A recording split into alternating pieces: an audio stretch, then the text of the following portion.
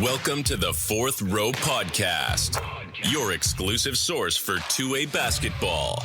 And now, your hosts, coming to you from the Slim 4 studio, Andy and Benny Hill.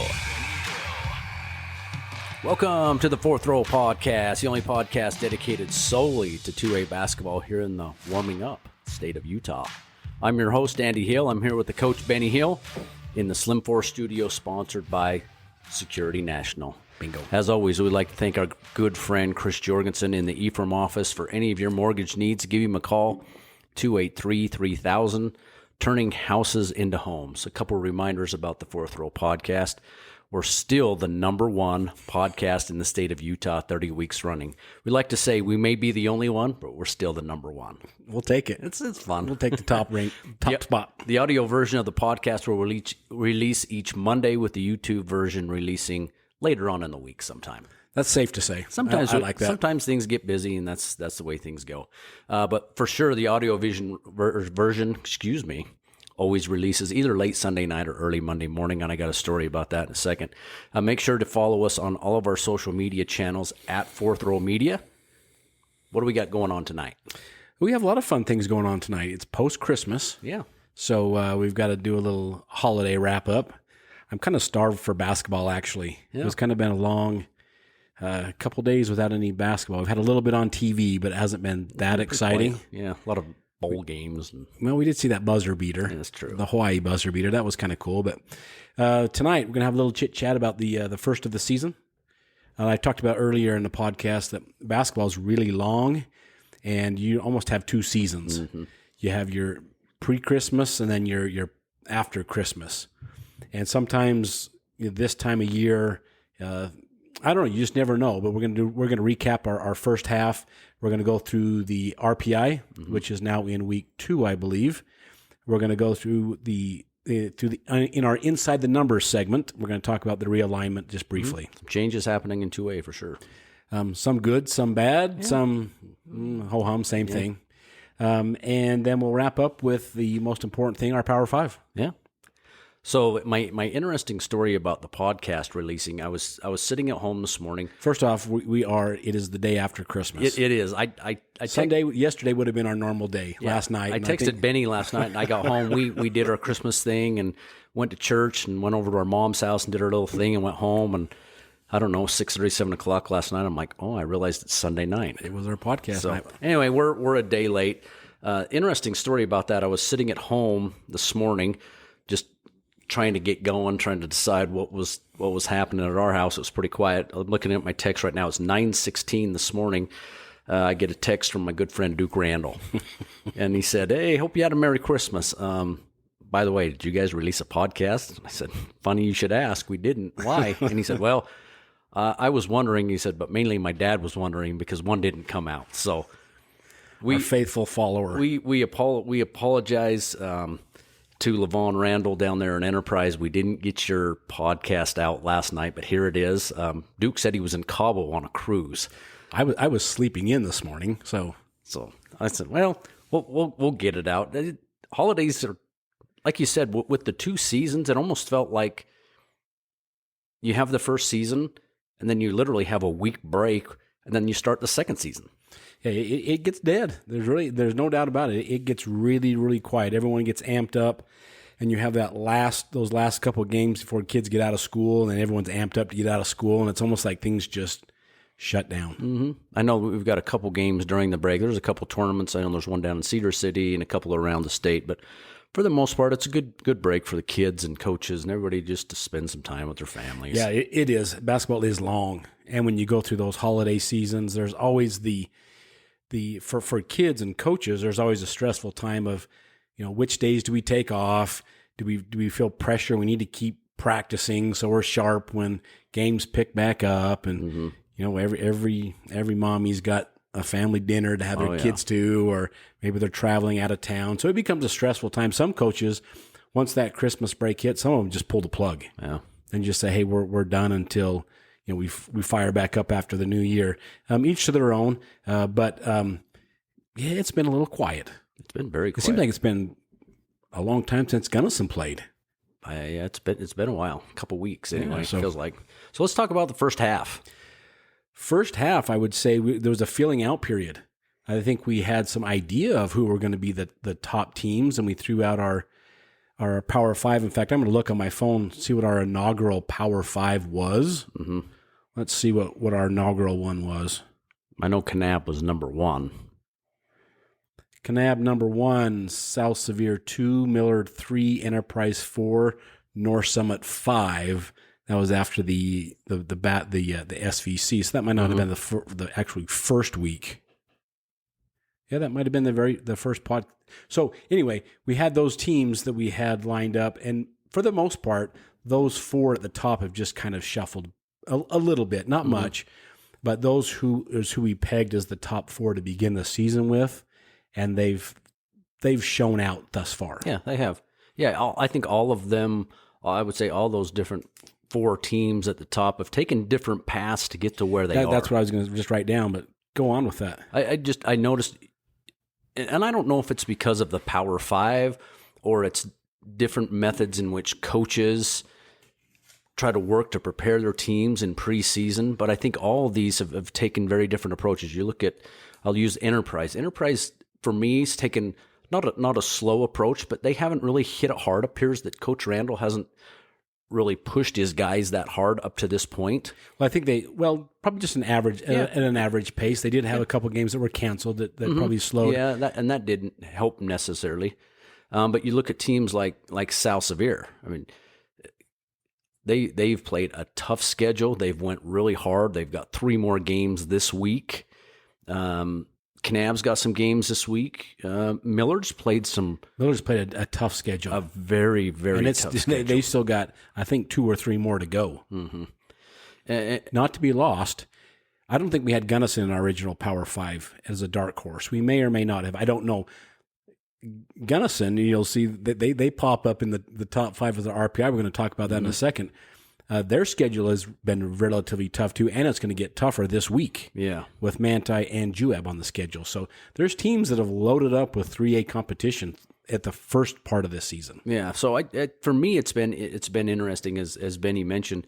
We had in our idea early on in the season. We knew from last year we had a very good idea of what this year was going to look like, with the exception of a couple teams, specifically like American Heritage, APA West Valley, that have kind of come in and we're started talking about. But the other teams, we knew who they were going to have. We just didn't know what was going to happen. And that's really I guess that's why you play the games, is to see, all right, can everybody gel? Can things work? Can you build on what you had last year? How does the off season work? Are guys healthy? Are they not? There's so many factors that go into that. Yeah. So I'm just looking here, just going through, and we're going to talk about the RPI at this point right now anyway, but you talk about Kanab. We knew Kanab had 2 power scorers coming back that was going to lead them, and they had some good size with Logan Little. South Sevier, we knew they were going to be loaded with guards, and they've proven out. American Heritage is a surprise. We didn't hear much of them at all last year. Very low. They were a region champion last year in their region, but I think they lost first, the second round, which is the old play-in game, but they lost in the second round, so we never saw any of them. Yeah, never heard much about them. Enterprise retooled like we figured they would retool, and they've got their pieces back together. Millard, same thing. We knew they were going to have 2 guys, 2 powerhouses coming. Brock Felder, we knew was going to be coming back from Parowan. So we knew all the pieces of these teams, and we relatively knew who they were going to be. But it's awesome to see if American Heritage can come make some noise like Roland Hall did last year. That adds a lot of variety to our state playoffs last year. APA West Valley, another team that could make some noise. I mean, Gunnison got them down here in a fantastic, exciting game. They turn around. North Sevier travels up there a couple days later, and they get steamrolled. Yeah, APA. I think a couple teams that have kind of jumped out to me in this first half of the season. Number one is American Heritage. Thank goodness now with the way video and every broadcasting is, you can actually watch them before. You had no idea. How many games have you caught of them? I've caught 2 of them. Where did you catch? One was San Juan on Picture at Palmer, I believe. And there was another one. I can't remember if I just found a random huddle I was just searching up one night and they were playing, and I can't remember the team what they were playing. But they're long, they're quick, got good size. They can shoot the ball. Don't know a lot about Coach Winatana, but I know that he has had some good players that come through there. They are going to present some problems for some teams down the road. Speaking of APA West Valley, we saw them in person, and I caught the second half of that North Sevier game. Comey Kerr. He's athletic. He got in foul trouble here in Gunnison, but man, the guy can jump out of the gym. He's extremely athletic. He's long. He can shoot the long ball. He can dunk. He's a dynamic player. They've got a couple other guys, Peter Hakeem, Addis Halaba. They got a couple guards, Shamarkwe, Mabura. They're a tough team. They play with a lot of energy. They play with a lot of passion. Their coach, very, very passionate. That is one team in one of these one and done play-in games. American Heritage, APA West Valley. I wouldn't want to match up with them. No, you're right, and they could add some good variety moving forward, which is kind of cool to see. You want to bounce into the RPI right now? Yeah, let's bounce into the RPI. I had my stats that I pulled up, and we were going through them. Also, we were going to steal our RPI thunder, so I figured we'd just bounce into Absolutely, it. Absolutely, yeah. RPI boys.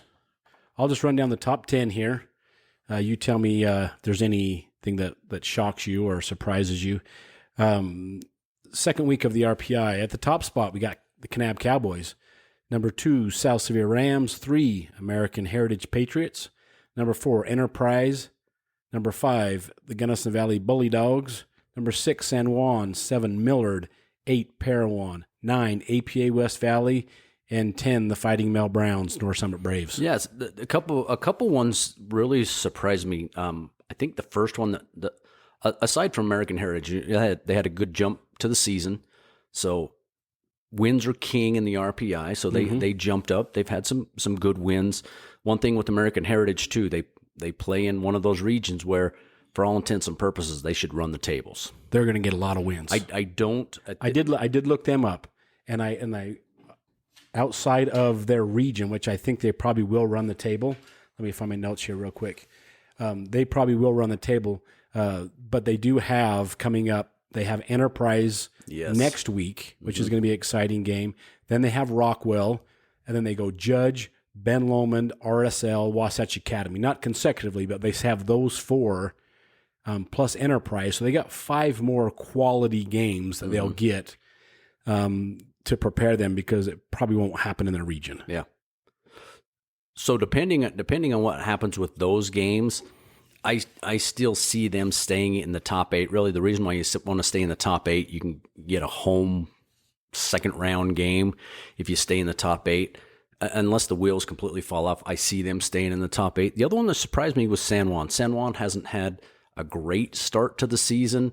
They're pretty much in rebuilding mode right now. They graduated all their kids last year. We've talked about that. They have a new coach, so they're still trying to find their way. I think they're going to compete in Region 19 just because they've got some athletes and they're very physical. I was just surprised that they were number 6. That is interesting at a 4-5 record. Yeah, and that has nothing against the Broncos. This is where the RPI is just so fascinating to me. Is you look at them in region standings, and they haven't played a region game, but they're in the bottom half of their region, but they're top 6. The other one that I don't know necessarily surprised me, but I think could still make some noise is North Summit. Trevor Richens got hurt his ankle. That'll hurt a little bit of their firepower going down the road. They dropped a tough one at Delta the other day. Yeah, it does happen. Yeah, I mean, and that's just one of those teenagers. things. It does happen, but that is a game that they should have. Yeah, they have won that They game. get that game. Their record goes from 4-5. Now you're 6-4. Bumps them up a little bit. So as we move towards region play, it's going to be interesting. Kanab, South Sevier, Enterprise. I just don't see those teams dropping out of the top 5 the remainder of the season. Yeah. Gunnison surprised me. Surprise for me is the Bully Dogs. Yeah, and like you say, they got 2 tough games. They got Manti and Juab this week, and then they get into region play in a couple weeks. If they can have a good region showing, they could find themselves in the top 8 too. Yeah, I mean, I wouldn't necessarily that they're a top 5 team, but man, they show up in the 5 in the RPI. They have played a tough schedule. Relatively speaking, they have played a tough schedule. Mm-hmm. They played the number one ranked Cowboys, the number 2 ranked South Severe Rams, and their schedule this week is loaded with 3A competition before they get into regions. So, yeah, I mean, kudos to them. I mean, that's awesome. They're sitting at the 5 spot. We talked about this last year, not to be forgotten, and that is these teams that sit at the 13, 12, 11, 10 range right there. Mm-hmm. They're going to be teams that are on the road going to play the higher seeds, but they're dangerous. Yeah. North Severe is dangerous. Duchesne is going to be dangerous. And you mentioned North Summit. Mm-hmm. APA West Valley is going to be down in that category as well. Dangerous teams in a one-game matchup. Yeah. That if I was actually thinking about this tonight. If there's one team, I think aside from APA West Valley that we talked about, if there's one team right now who's had a tough preseason that I wouldn't want to play is Duchesne. I just think Coach Hoops they've ran their team hard. See, he's another one that scheduled hard. He wanted to test his team. Last year they got buried really low in the RPI because of that, but this year they're sitting almost at 500, playing a very, very tough schedule, so they could be very dangerous as well. Yeah, so that one will be interesting. One other interesting thing I was looking at that definitely will affect, and this affects your RPI as you get into region play, is traditionally Region 19 teams have always kind of rose to the top. Mm-hmm. And a lot of that is because of the competition you're playing every night. So one of the factors in the RPI is your opponent's winning percentage. So once you get into region, you're playing all your opponents twice. So that factor starts to grow a little bit.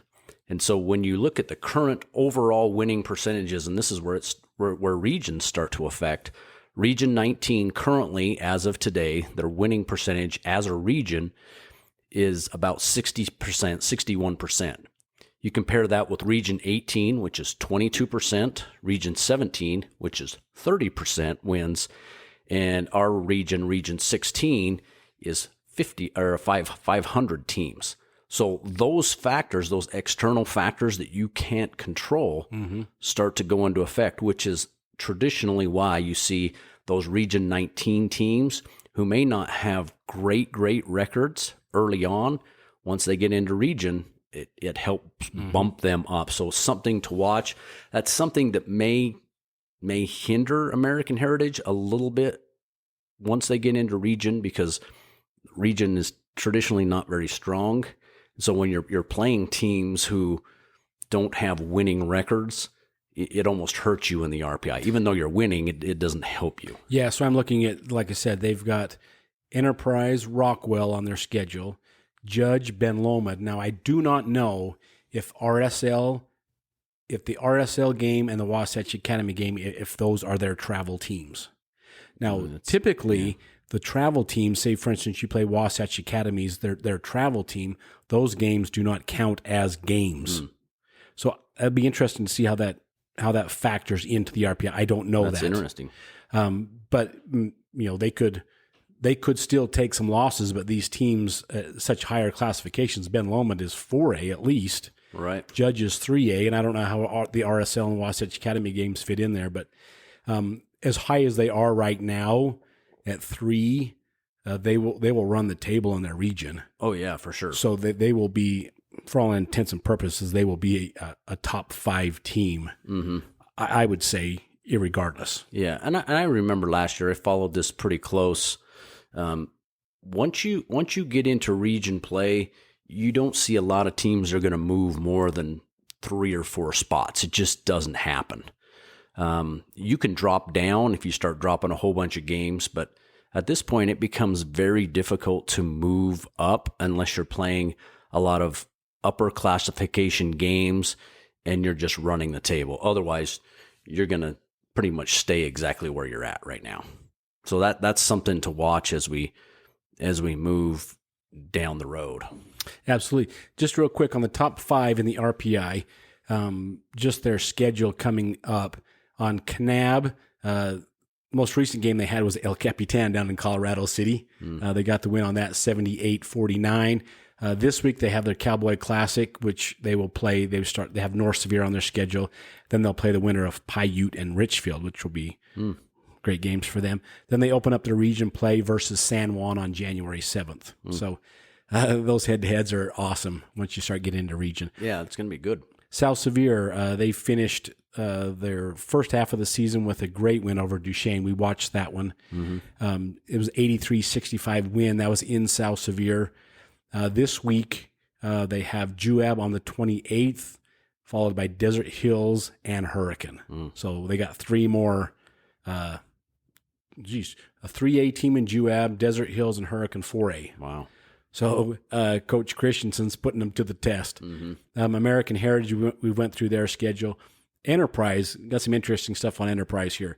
They ended their first half with a win over Panguitch 49-46, which they controlled that game. Yeah, it got a little sloppy really at the end, close. and Panguitch made some shots to close the gap, but that one was a no-doubter. They finish up this holiday season. They have their friends there in Lincoln County, just down the road in Nevada. And on the 3rd of January, they play Emory at the Vivint Arena. Oh, that's the one at Vivint. Okay. Yeah, so that's kind of cool. They play earlier in the afternoon. Enterprise playing Emory. They'll play early in the afternoon, and then later that night there's a jazz game, and they stick around and participate in the jazz activities or whatever. So that's kind of cool. Then on their way back on Saturday, they play American Heritage. Well, it's a Saturday game. Yeah. Oh, okay. Tough week for Enterprise. Gunnison Valley, they finished up their first half against APA West Valley with a 58-51 exciting win here at home. And now they have to go through Manti and Juab. Then they have a tournament in Tintic, and I'm not sure who they're playing there. That's on the 6th and 7th of January. And then they open region up with the North Summit Braves here in town. Yeah, I think that's on the 11th of January. Something like that, yes. Yeah. And then from there, you think about that. Once you start region play, you've got 5 weeks, and then it's over. It goes quick. Yeah, it goes really fast. So a couple of things that I had listed here that I wanted to talk about, just some of my other surprises of the RPI was Millard at 7. Millard coming in at the 7th spot. We talked about them. They've had a real tough schedule, and Parowan coming in at 8th spot. And the reason why I listed those two teams, Millard at 7 and Parowan at 8, is Rhodes and Felder are probably the top two. They're in the top 4 players in all of 2A For sure. Yeah. and they're sitting down at the number 7 or 8 spot. If they stayed in that spot, they probably will rise a little bit. Those are two dangerous teams. Yeah. Oh yeah. So as of right now, you look at the RPI, they're not in the top 5. In the rankings, they've fallen down in the rankings, in the Des News rankings, and Millard's still in our Power 5 rankings. But they're flying under the radar right now. Yeah. Oh yeah, for sure. But with Felder on Parowan and Rhodes on Millard, they are still dangerous and still do some damage. Yeah, they're definitely not teams that you want to play in that. Nope. That either that play-in game or that first quarter final game at state, you don't want to. You just don't want that game if you're a top-rated seed. So let's say right now, I love to just throw the stuff up into the bracket. Oh yeah, tell us about your brackets. So right now, if everything held steady, and the state tournament started today, what would likely happen is South Severe and Millard would play in one of those quarterfinal games. That is deadly for both teams. I mean, you've got arguably two top 5 teams, Power 5 teams right there, meet in a quarterfinal game. American Heritage probably blows through what they've got right now, nothing really in their way. Some other interesting ones, Duchesne, San Juan in a play-in game. That could get interesting. Kanab, Parowan could meet in the first round, or how about this one? A Parowan APA West Valley play-in game. I actually thought about them matching up because they're kind of down in our dark horse territory. That would be a game. Yes, it would. That would be just knowing Parowan. You got the big guy in Felder. APA West Valley. This would likely be at Parowan if everything stayed the same today. That would be a hostile environment to go down there and play. So that could be an interesting game. How about your 5-12 matchup? Our Gunnison Valley Bulldogs hosting North Severe Wolves in a play-in game for the chance to go to a state tournament. It's happened before, and North Severe smoked us. Yeah, it's you just don't know. I mean, even though Gunnison is a 5 and North Severe is a 12, you play that game for a chance to go to the state tournament. Anything can happen. Anything goes, yeah, especially being hometown, yeah. And then your Enterprise Wolves, they play the number 4 seed. Actually, in this scenario, would have a pretty good draw. Enterprise would likely end up playing in the quarterfinals against the winner of Gunnison and North Severe, which, again, anything can happen. I think they would take that matchup, though. Yeah. So as things go on, the next month or so, it'll be interesting to see how things start to shake out. Unlike last year, I don't think you're going to see somebody stay at the top spot every single week. With Region 19 the way it is, with Region 16 the way it is, I think every Wednesday and Friday night you're going to see some shakeups, and it's going to come down to the final week to see who's in that top 5. I really think that's how it's going to be. And as what we've talked about thus far, we have there's probably a handful of teams, to be generous, maybe 6 or 7 that have a chance of winning this thing. Mm-hmm. And even right now, you could even say South Severe, say they run the table, or in this situation, they're number 2, right? Mm-hmm. They match up with Millard, assuming things played out exactly mm-hmm. it was now. If they match up with Millard in the quarterfinals, Rhodes and Stevens can go off. South Severe, it's over. Yeah, it's just wild. Things are up in the air, and anything can happen from here on out. Yeah, I think more so this year than in a long time that I can remember. There's really no clear-cut favorite. The Broncos were really the favorite last year, and even though in the early rounds of the state tournament they struggled against Rockwell, just didn't play well. We know what the state tournament game, the state championship game was like, but this year I really think you have 8, maybe 9 teams that could potentially get hot and win this thing. Yeah, it's wild, absolutely wild. It's gonna be a lot of fun.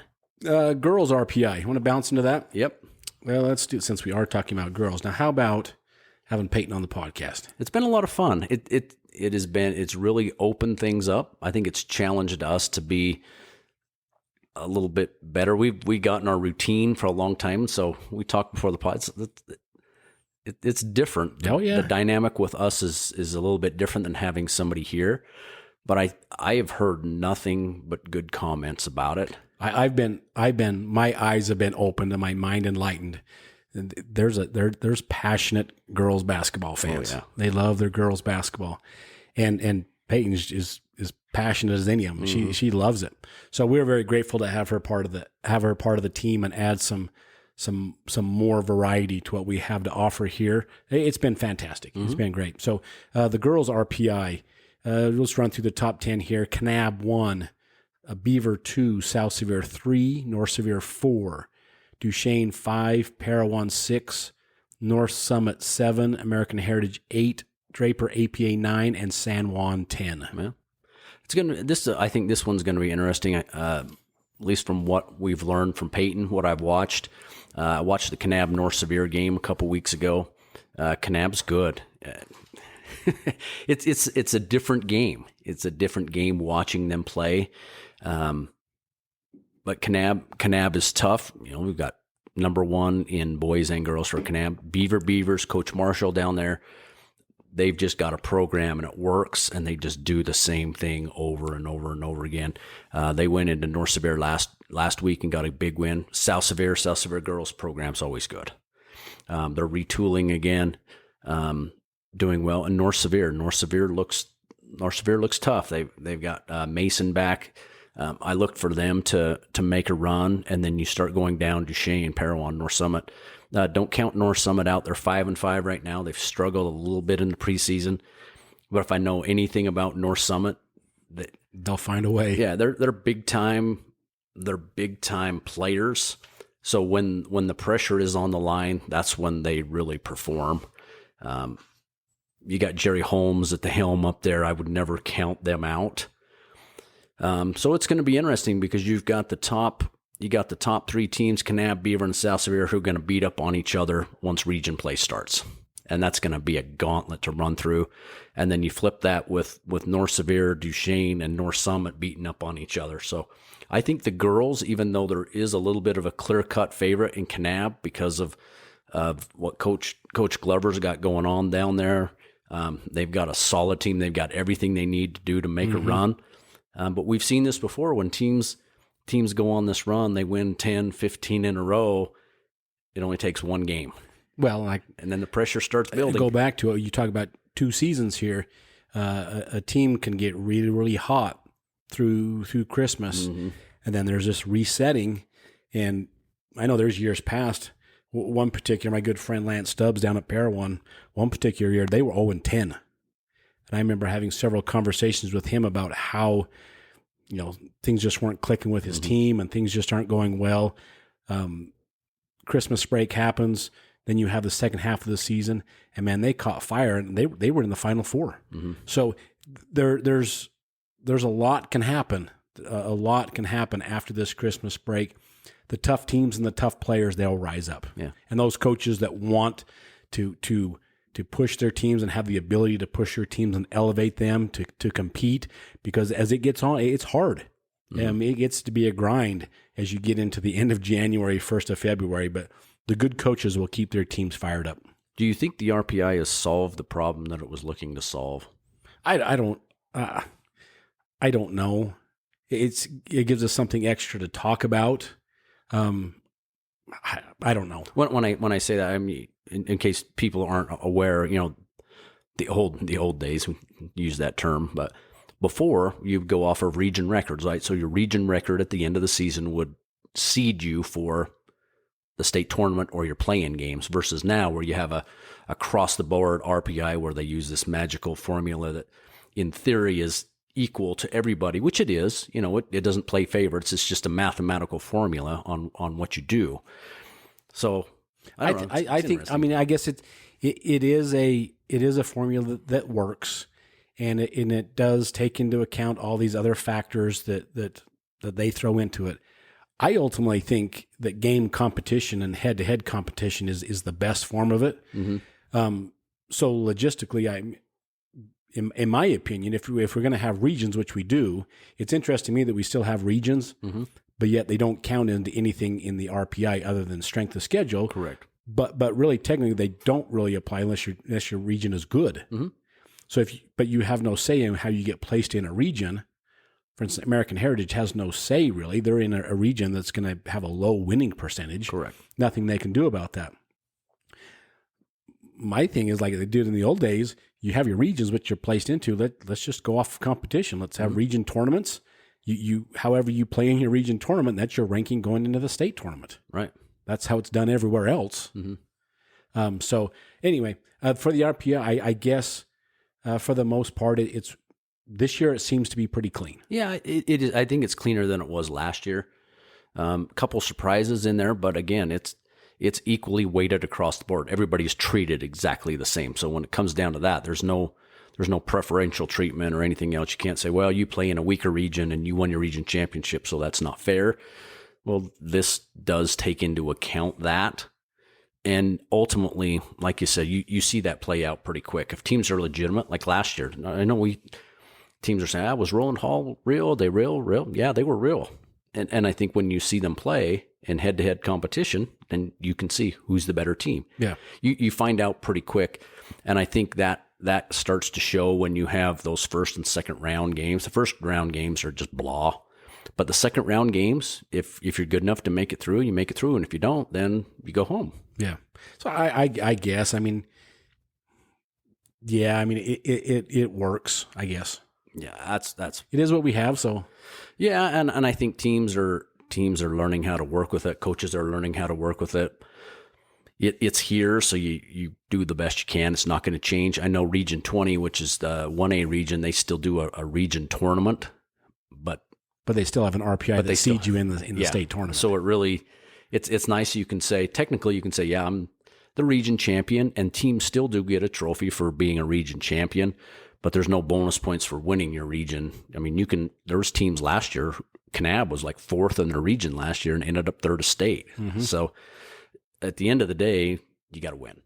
Yeah, bottom line, they just have to win the games in front of you, and this is logistically and administratively, it's the easiest way for the state to set up state tournaments and have them run easy, I guess. Yeah, and I guess I would love to have a head-to-head all the way through. Would be awesome to me, but in this day and age, we want to administratively make things as easy as possible. This is the best way, I suppose. Yeah, that's true. My only parting shot to that, I wish they had just a couple games in a true preseason, 4 or 5 games they could just blow. That they didn't count. That didn't count against them. They could just say, all right, you pick which 5 of those games are. They're not going to count against you. You can load up in those games knowing you may or may not win, and they don't count against you. But then your strength of schedule may get hit too. So I don't know. It's one of those things. It's hard. It's fun to talk about, and it's fun to complain or to talk about how wonderful it is. It's just, I guess, it is what it is. Yeah. Yeah, the good thing is I'm with you. I think it's very fair this year, both on the boys and the girls side. Ultimately, if you win, you rise to the top, and if you don't, then you don't. And also too, if you want to play a tough schedule, go ahead and play a tough schedule. It may hurt you in the RPI, but it may help you strengthen your actual team when you get into the playoffs. But if you want to load up on just average games just to get wins, by all means, you can do that, and you can stay high in the RPI. And it may pay out in your favor. You may still be good enough to beat teams in the playoffs. It's just however each coach wants to do it. Yeah. So it'll be interesting. Not a lot of changes are going to happen this week. There are some games. Kanab and Salsavir are both playing this week, so it'll be there may be a little bit of a shakeup there. And then really what we're looking for is that first full week once the new year starts. That's once region starts, and then the head-to-heads becomes a lot of fun. A lot to talk about. I think that's all I got with the RPI. All right. Well, let's move into our new segment called Inside the Numbers. Thankful for our good folks, Kimball and Roberts down there in Richfield, supporting this and always supporting their Salsavir Rams. Tonight, Inside the Numbers, we're going to talk about the realignment. There seemed to be a lot of talk the last realignments would have been 2021 to 23. There was a lot of heartburn over that one. Absolutely, there was. Specifically in football. Yes. This year, it seemed like this realignment came and went, and there wasn't much buzz about it. No. Did you feel much buzz? No, and I just didn't hear it. I followed a lot of it on social media, especially on Twitter. There's some guy they have that follows a lot of this really closely. Most of the buzz was 4, 5, 6A teams. They complain about travel in Utah and Salt Lake County. It blows my mind. Wait, do you talk about region 16? Yeah, region 16 in basketball. Yeah. So actually, it's going to be region 15 in basketball. Yeah. But no, honestly, I didn't. It kind of came and went. Yeah. It was like, oh, okay, well, that's it. There was one big move that happened in the football scene specifically for 1A football. Beavers, who have, for lack of a better term, dominated in football over the last decade, moved back down to the 1A ranks. I know a lot of people are saying, how can they come back down? You look at enrollment numbers, and Beaver clearly fits into that category. It is interesting that there would be a complaint about Beaver moving down, but they are traditional rural school, just like all the other traditional rural schools. They just happen to excel in the sport more than anybody else. Yeah. So somehow that people would then complain about that they're just going to roll through 1A. Well, by all means, if they've put in the work and they're a rural school, if you're good enough, you will roll through it. Yeah. Yeah. That's the reward of excelling and being excellent in what you're trying to do. And they happen to be that. Now, the other big move is LCA is now out of 1A football. That is correct. So they move up to 2A football. 2A is kind of this. It's an interesting. It's the catch-all. Yeah, you look at it. So this is who you have in 2A. At least the football, you have ALA, Judge Memorial, LCA, Providence Hall, South Summit, Summit Academy. Most of those are 3A schools. And then in the other region, you have Delta, Emory, Grand, San Juan, and Salsavir. So the only traditional 2A schools that are in there are really San Juan and Salsavir. LCA, I think, is technically still a 2A school, but this year in basketball, they're playing 4A. So 2A is this weird classification for football. Yeah, and then 3A, it starts to get normal. But why don't we talk for a minute about 1A? 1A football? 1A football. Well, we have the 1A, there's 10 total teams. It's interesting. It's just getting whittled down. Mm-hmm. There's 10 total teams in 1A. You have the 1A North, Duchesne, Gunnison Valley, Millard has moved back down to 1A, mm-hmm. North Sevier, North Summit. Kind of a traditional basketball conference, a region right there. And 1A South, Beaver, Enterprise, Kanab, Milford, Parowan. Mm-hmm. So it's almost like we've got back to our traditional rural schools now, but we're in the 1A classification. And your second year of your 8-man, now you've got new schools popping into that. Gunnison Valley played 1 year this year in 8-man, pretty much they did run the table. Yeah. Won the championship in 8-man. Now they are back in 1A. Mm-hmm. So if the 8-man will be an interesting thing moving forward because there's really not a powerhouse in there. Altamont, Diamond Ranch, Monticello, Monument Valley, Rich, St. Joe's is now in. The School of the Deaf and Blind, Water Canyon, and Whitehorse. Yeah. So that's your football. Yeah. Just a quick note on at least the 8-man football. Hopefully they can keep it going, but it appeared to me you had a couple of the traditional old 1A schools, Monticello and Rich, who were able to compete. The rest of them just, even at that 8-man classification, the games weren't even close. No, it was not even competitive. Hopefully for those schools you can keep something going. Football's a tough sport. It's not like basketball where you can take 10 guys and go to a game and at least play game after game. With football, guys are physically getting beat up and it's tough. So hopefully they can make it work. Yeah. So then you have for the realignment and then all other sports. Yeah. We have in 2A, we have now Region 15, Duchesne, Grand County back in, Gunnison Valley, North Sevier, North Summit, and San Juan. So you go from Colville and Duchesne to Blanding. Yeah. That's a region. It's crazy. It's a lot of travel. It'd be interesting if you're ever in a meeting with whoever makes these things up and anybody's complaining about having to drive from, I don't know, Payson to Springville or something.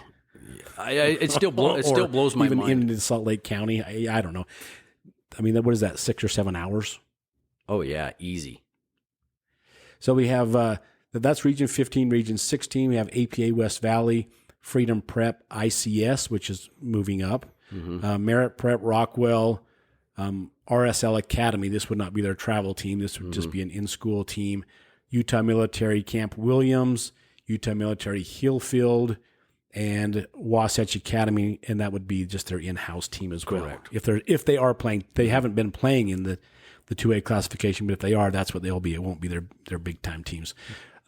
Region 17, some changes here. American Heritage, American Leadership Academy back in from the 3A ranks. Draper APA, Mazer Prep, Roland Hall, St. Joe's, Waterford. That's pretty much all your private and charter school region there. But most of those teams have been separated by 2 regions over the years. So now they're combining all those, and those are the competitive teams in basketball over the years is now combined in Region 17 and Region 18. Our region down south, Beaver, Enterprise, Kanab, Millard, Parowan, South Sevier, has Water Canyon. I don't know if they're going to be participating in basketball or not. I don't know. They didn't. They're playing football. They had a football team. Yeah, they played 8-man football, but they are now in the 2A classification as well. So it'll be interesting to see if they are in actual, the basketball and baseball sports. Yeah, the regional alignment's always been fascinating to me. I don't always know how they make sense of it. They take general geographic regions, I guess. Invariably, the one thing I don't like about the new Region 15, especially with Grand County and San Juan, that means one thing: you got your Friday night, Saturday games, and nobody likes those because the thought is, we can go and we can spend the night and save some money, and as a coach, you know how well that works. It's not the most enjoyable. No, it.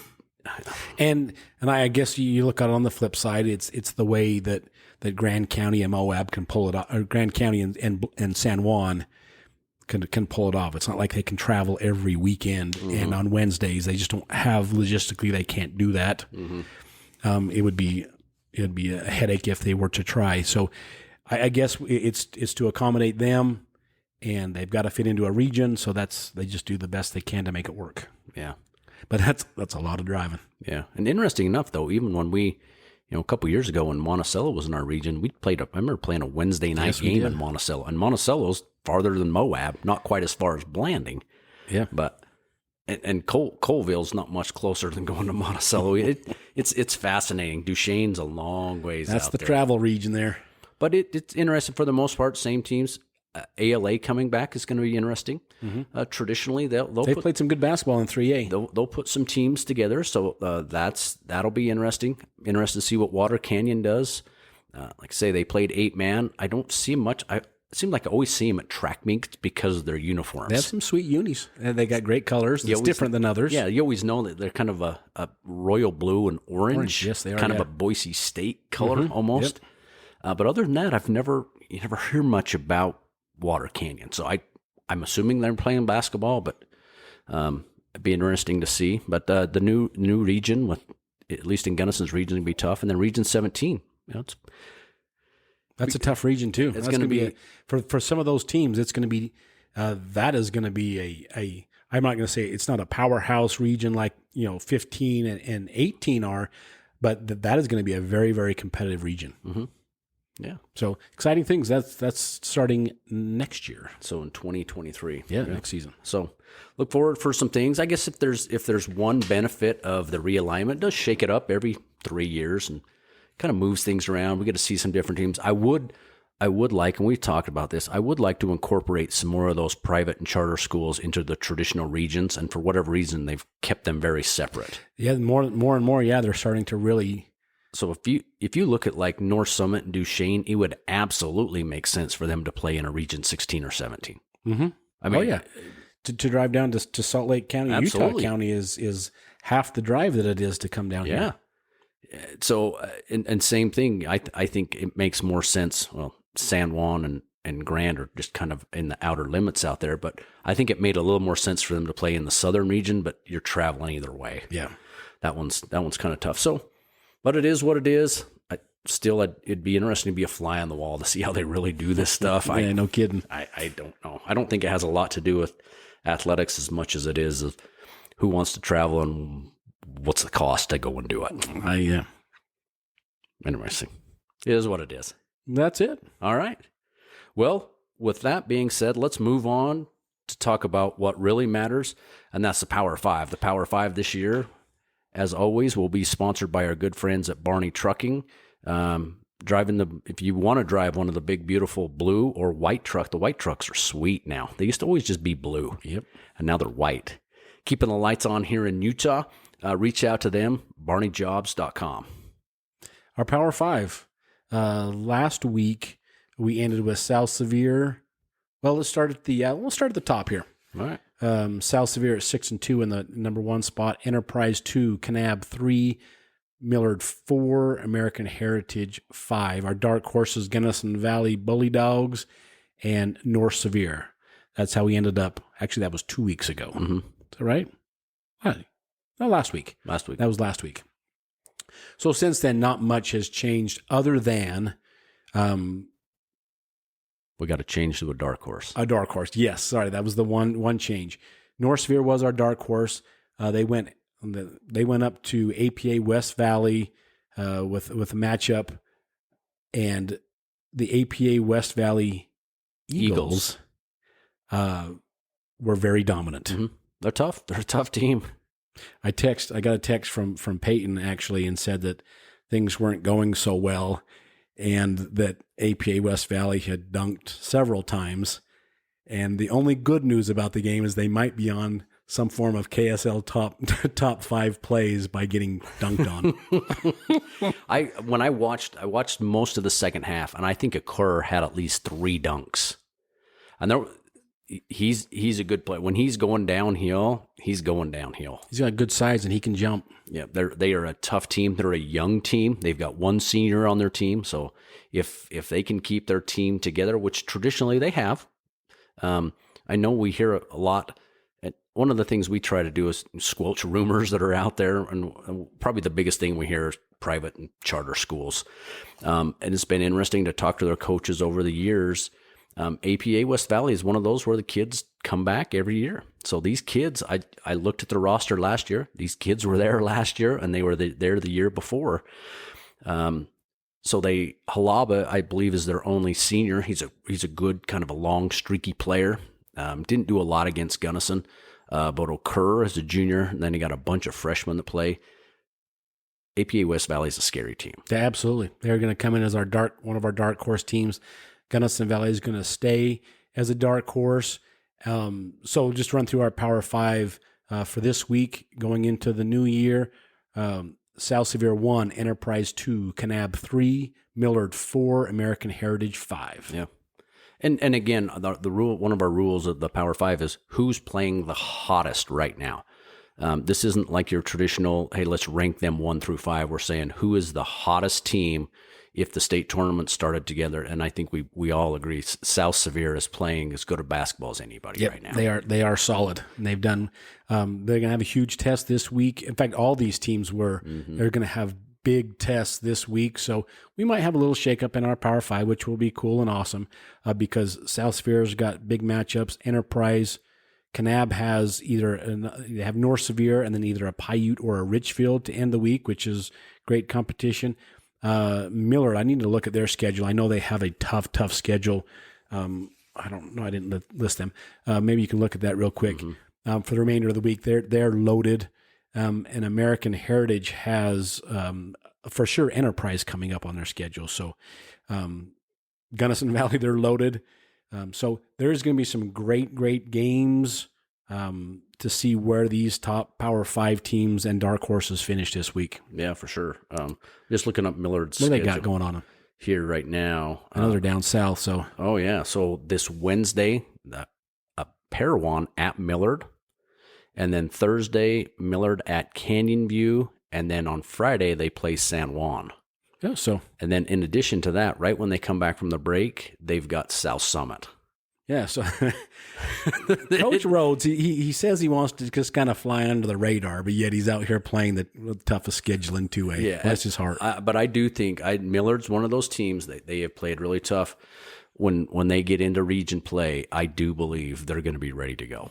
Yeah, I think that's Coach Rhodes' hope is that he's not necessarily concerned about padding his stats the first half.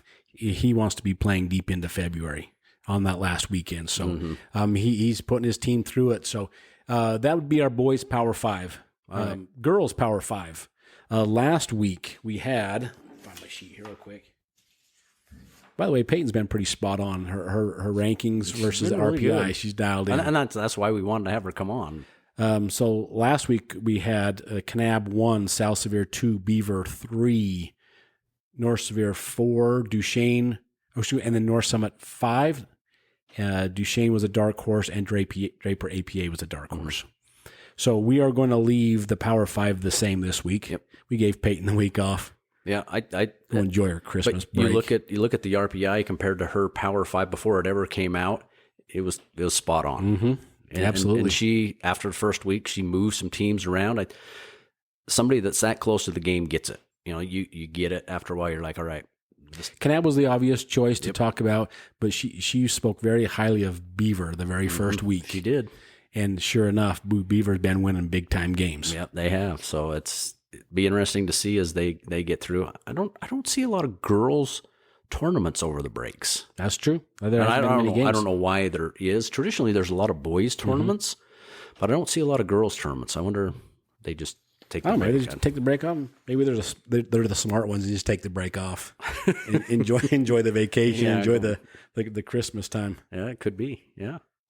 Well, that's our Power 5. That's it. Not a lot of moves, but next week, we'll have a lot to talk about. All these, as you mentioned, all these teams are playing some big games, and then the following week they follow up with it.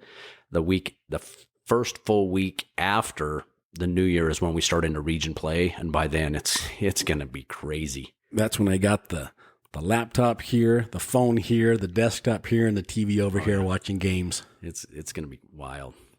It's going to be great because we have no idea how the second half is going to play out. No idea. You never know. Unfortunately, you have kids that get hurt. And Trevor Richens from North Summit, they were just looking. They were rolling. He goes down with an ankle injury. Hurts him. Unfortunately, those things happen. Last year we had a lot of sickness. Knock on wood, that doesn't happen this year.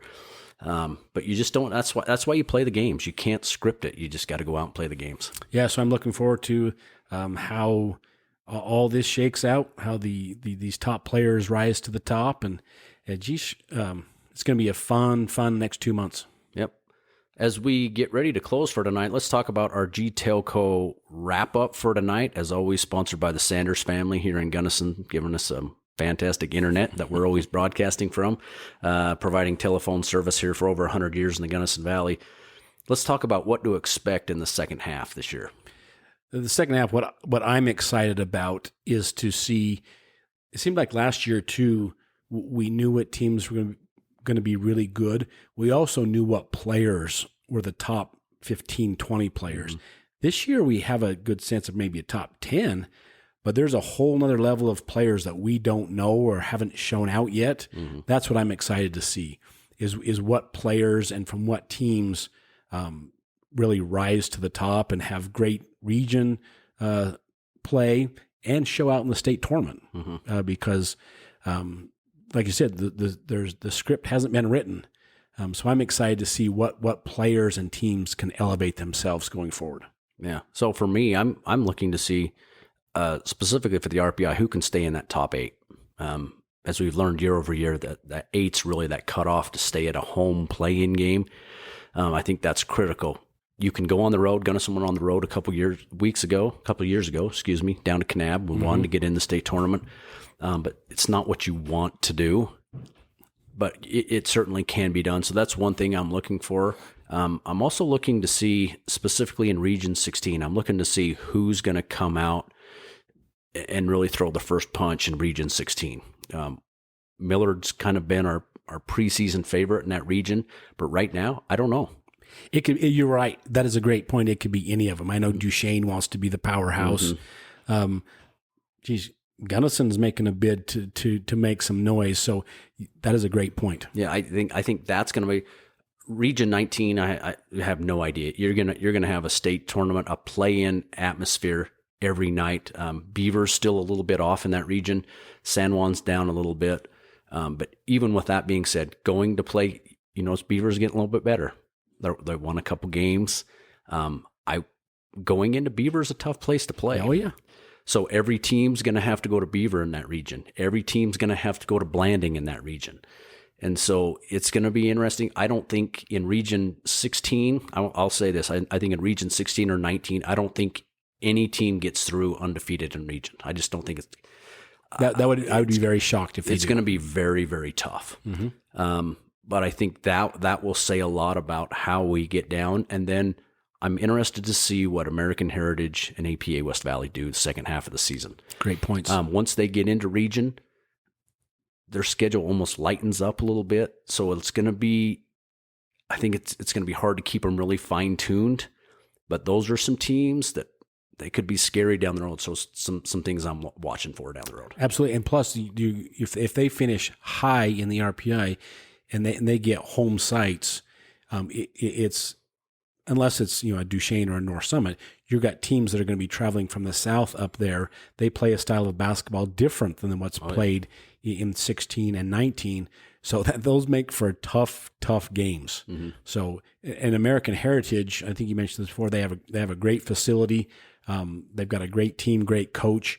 They can make some huge noise. Yeah, and I think on the girls' side, it's almost the same. I don't see teams getting through in Region 16 or 19 without a loss in region. There's just too many good teams, and it's just too competitive. That's the other thing I'm interested and curious to see is we would go to the state tournaments in years past, and it was, hate to say it, but when it was the girls' time playing, you'd go out and get some lunch. Right. It's Wendy's break. Mm-hmm. But now, once we know these teams, because last year the only game I saw was the finals, mm-hmm.